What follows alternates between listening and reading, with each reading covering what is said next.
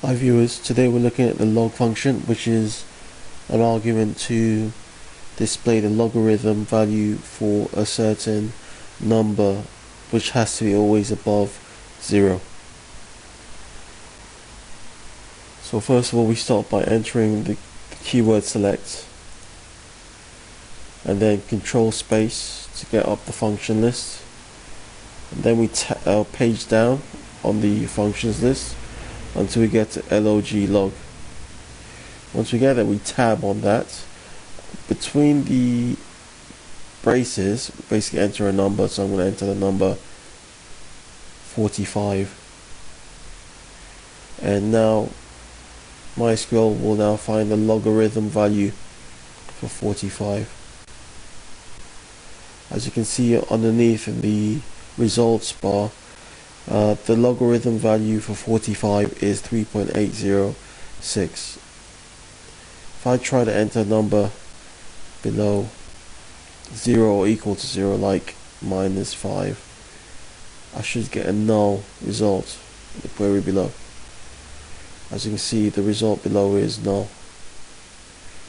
And you can even do this for data within the MySQL workbench. So if I enter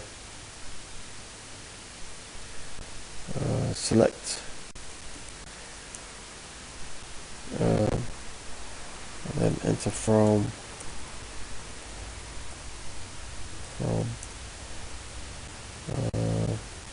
city, let's say select all from city to see what data we have. Probably want to say use world as well.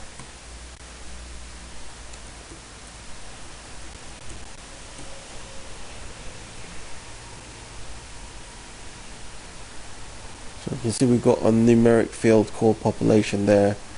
So we're gonna do the logarithm on population. So if I put comma after that and say log, then tab, in there enter population, and run that and see what we get. As you can see, we could probably give this an alias of as pop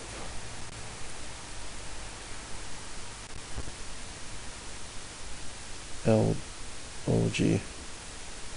I'll run that again. You can see it's given an alias name of pop log, and the values in there are the logarithm value for population on the left. So you've got 1,780,000 in the population in the top row, and the logarithm for that is 14.392.